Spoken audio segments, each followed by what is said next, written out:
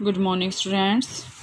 कल हमने जो है सेकंड चैप्टर जो आपका स्टार्ट कर दिया था केमिस्ट्री के अंदर, तो उसके अंदर हमने क्या किया था, कैथोड रेज जो है उसकी हमने जो है डिस्कवरी, या फिर कैथोड रेज के बेस पे हमने क्या किया था, इलेक्ट्रॉन्स, कैथोड रेज पे आपके पास क्या आए थे, इलेक्ट्रॉन्स की जो है हमने यहाँ से स्टडी कर ली थी। इससे आपको क्या पता चला था कि कैथोड रेज क्या होती है, नेगेटिवली चार्ज्ड रेज होती हैं, और आपके पास क्या होती हैं कि इसमें आपके पास इलेक्ट्रॉन्स की मूवमेंट होती है। अब आपके पास जो होता है कि इलेक्ट्रॉन जो है एक यूनिवर्सल कंस्टिट्यूएंट ऑफ मैटर होता है। तो बच्चे ध्यान से देखें, अगर हम आपके पास जो जर्नल है, जर्नल का मतलब 10th क्लास में आपने पढ़ा होगा कि hydrogen is the first element in the periodic table, ठीक है, जिसका एटॉमिक नंबर आपके पास क्या होता है 1। अब फर्स्ट पॉइंट मैं आपको अगर क्लियर करूं तो ये कह रहा है कि इलेक्ट्रॉन जो होता है ना, मेन कंस्टिट्यूएंट है किसी भी एलिमेंट का, किसी भी एटम का। मींस अगर इलेक्ट्रॉन उसके अंदर प्रेजेंट नहीं है तो उस एटम का एग्जिस्टेंस ही क्या है, फिनिश है। अब ध्यान से देखो, आपके पास हाइड्रोजन है, हाइड्रोजन का एटॉमिक नंबर क्या होता है 1 होता है। इसका मतलब इसके अंदर इलेक्ट्रॉन कितने हैं, 1 इलेक्ट्रॉन इसके अंदर प्रेजेंट होते हैं, ठीक है। तो यहाँ से आपके पास ये है। अब मैं आपको ये बताऊँ कि अगर आपके पास H है, H पॉजिटिव के फॉर्म में एग्जिस्ट कर रहा है, मैंने आपको 10th क्लास में भी बताया था। मैं आपको एक एग्जांपल देके बताती हूँ बेटा कि ये कैसे होता है। अब ये कह रहा है कि अगर इसके इलेक्ट्रॉन्स को अगर हम जो है, ये इसने इलेक्ट्रॉन्स को क्या कर दिया, डोनेट कर दिया, इलेक्ट्रॉन्स को इसने डोनेट कर दिया, ठीक है, इलेक्ट्रॉन्स इसने दे दिए किसी को, तो इसके अंदर क्या हो गया, पॉजिटिव। मीन्स इसके अंदर कोई भी इलेक्ट्रॉन प्रेजेंट नहीं है, तो नहीं है तो ये क्या हो गया, वैकेंट हो गया। कैच पॉजिटिव अकेला अगर हम माने तो ये अकेला एटम के फॉर्म में एग्जिस्ट कर सकता है, नहीं, ये फिर किस फॉर्म में एग्जिस्ट करेगा, आयंस की फॉर्म में। किस फॉर्म में, आयंस की फॉर्म में। अब मैं बस बेटे आपको एग्जांपल देती हूँ अमोनिया का। आपके पास ये होता है NH3, NH3 का जैसे आगे आपके पास स्ट्रक्चर भी आएगा। अगर हम इसका स्ट्रक्चर देखें तो कैसे आता है, ये आपके पास ऐसे जो है तीनों हाइड्रोजन इसके साथ जो है कंबाइंड होते हैं, फिक्स होते हैं, क्योंकि नाइट्रोजन की वैलेंसी 3 ही है, नाइट्रोजन 3 इलेक्ट्रॉन्स को एक्सेप्ट कर पाता है, ये नाइट्रोजन और हाइड्रोजन यहाँ से जो है बॉन्डिंग कर लेते हैं। लेकिन अब मैं आपके पास एग्जांपल लेती हूँ NH4 positive ammonium ions. Ammonium ions की अगर हम वर्किंग देखें तो अमोनियम आयंस की वर्किंग आपके पास देखो बच्चों कैसे आएगी। अब नाइट्रोजन तो 3 को ही एक्सेप्ट कर पाएगा, यहाँ से नाइट्रोजन 1 2 3, इस नाइट्रोजन ने यहाँ बॉन्ड बना लिया, यहाँ बॉन्ड बना लिया और यहाँ बॉन्ड बना लिया। बॉन्ड बनाने के बाद क्या होगा, चौथा हाइड्रोजन और जुड़ा हुआ है, क्योंकि फार्मूला क्या है, NH4 पॉजिटिव। तो जो 4th हाइड्रोजन है ना, वो as it is H positive के फॉर्म में इसके साथ एज इट इज अटैच मिलेगा। अटैच नहीं मतलब ये क्या है, आयंस की फॉर्म में एज इट इज इसके अंदर पड़ा रहेगा, देयर इज नो एग्जिस्टेंस। लेकिन ये आयनिक फॉर्म किसके कारण है, सिर्फ और सिर्फ H पॉजिटिव के कारण। अब आपके माइंड में ये क्वेश्चन आए कि ये इसने यहाँ बॉन्ड क्यों नहीं बनाया, क्योंकि बेटा ये सिंपल सी बात है कि बॉन्ड बनाने के लिए, अब बेटा आपको बॉन्ड का भी पता होगा, बॉन्ड क्या होता है, बॉन्ड का मतलब क्या होता है कि कोई भी एलिमेंट जो एक आपस में लाइन के साथ जुड़ जाते हैं, उसको बीच वाली जो ये लाइन होती है इसको हम बोलते हैं बॉन्ड। तो अब ये किसके द्वारा होता है, ट्रांसफर ऑफ इलेक्ट्रॉन के द्वारा होता है बॉन्ड, ठीक है। तो अब आपके पास यहाँ से क्या आ रहा है, ये H पॉजिटिव है कि हाइड्रोजन अगर यहाँ से इलेक्ट्रॉन ही नहीं है तो ये बॉन्डिंग करेगा कैसे।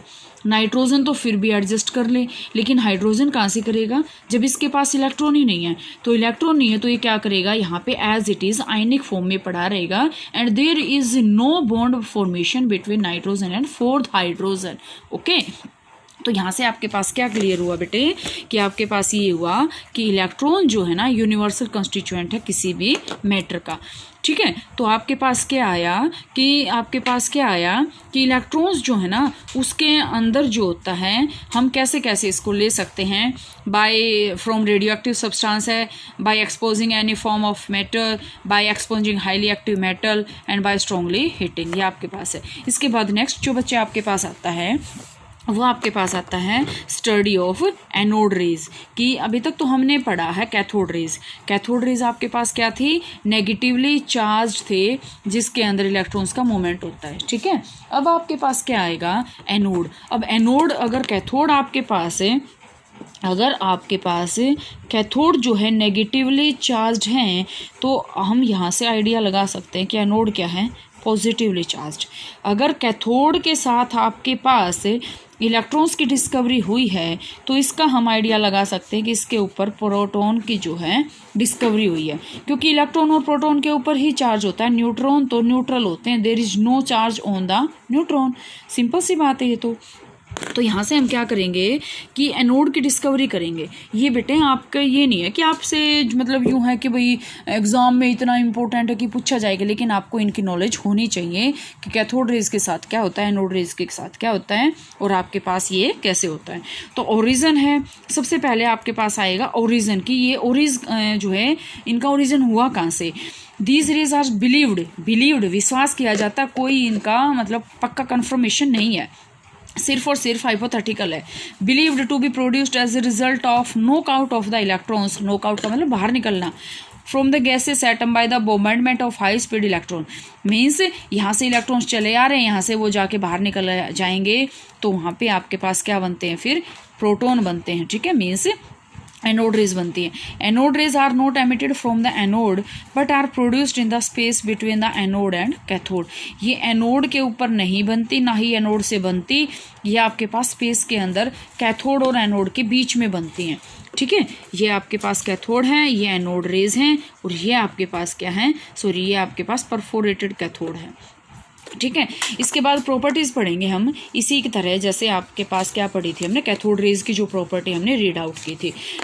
तो एनोड रेज की प्रॉपर्टी क्या होती है, they travel in straight line, they are made up of material particle, straight line के अंदर ट्रैवल करती हैं ये, there is no zigzag motion, they are positively charge, अभी मैंने बताया था पॉजिटिवली चार्ज होती हैं। और सेकंड और नेक्स्ट आपके पास क्या होता है कि पॉजिटिवली चार्ज आपके पास होने के कारण इनका जो रेशो होता है चार्ज और मास का, ये भी क्या है, डिफरेंट होता है। ये तो सिंपल सी बात है बेटे, amount of proton in various elements में be vary, the value of the charge on the particles constituting the anode rays is also found to depend upon the nature of the gas taken inside the discharge tube। अब जैसे आपके पास example लेती हूँ बेटा, आपके पास मैंने example ले लिया, ये कह रहा है कि जो आपके पास ये डिस्चार्ज ट्यूब है ना, ये वाली, ये हमने गैस ली कौन सी है इसके ऊपर जो है डिपेंड रहेगा कि प्रोटॉन के अमाउंट है कैसे। जैसे अभी मैंने यहाँ पे हाइड्रोजन गैस ले ली, मैंने नाइट्रोजन गैस ले ली, Cl2 गैस ले ली, O2 ले ली, ठीक है, CO2 ले ली। ठीक है, ये आपके पास अब सिंपल सी बात है कि हाइड्रोजन के अंदर नंबर ऑफ प्रोटॉन अलग हैं, इसके अंदर प्रोटॉन अलग हैं, इसके अंदर अलग हैं, इसके अंदर अलग हैं, तो यहाँ से ये जो उसका नंबर है वो वेरी करेगा। इसके बाद the mass of the particles constituting the anode is also found to be different, mass भी सबका अलग अलग है। सो हम इसमें क्या कहेंगे, ये आपके पास क्या होएगा, प्रोटॉन का एक जो है मास होएगा वो कितने के इक्वल होएगा, 1.67 × 10⁻⁻24 ग्राम। इसके बाद प्रोटॉन को हम क्या कहेंगे, proton may be defined as that fundamental particle which carries 1 unit positive charge and has a mass nearly equal to that of hydrogen atom. की टोटल एंड टोटल तो नहीं कहते हम, इक्वली बता रहे हैं इसको कि इसका मास किसके इक्वल होएगा, जितना आपके पास हाइड्रोजन एटम का मास होता है। ठीक है, तो यहाँ से आपके पास एनोड की जो है यहाँ से कंप्लीट होगी बेटा। आप इसको यहाँ तक का जो है डीपली पढ़ लें, पढ़ना ही है, और साथ साथ बच्चे इसके नोट्स भी आप बनाते रहें। और मैं आपसे यही उम्मीद करती हूँ बच्चे कि आपकी जो है फर्स्ट यूनिट का जो नोट्स हैं वो कंप्लीट हो गए होंगे, और उसके जो क्वेश्चंस हैं वो भी हो गए, और जो मैंने असाइनमेंट दिया था वो भी आपके कंप्लीट हो गए हैं। इसके बाद हमने सेकंड चैप्टर से स्टार्ट किया आपका, और यहाँ से यहाँ तक बेटा जितना करवाते हैं, क्योंकि देखो जितना ज़्यादा काम तो हो ही नहीं रहा, तो जितना हम काम करवा रहे हैं उसको साथ साथ अगर आप अपनी किसी भी बुक में से जो भी आपके पास है उसमें से अगर आप रीड आउट कर रहे हो प्रॉपरली, तो आपके पास no problem, there is no problem, सारा का सारा आपका साथ साथ हो जाएगा। Thank you.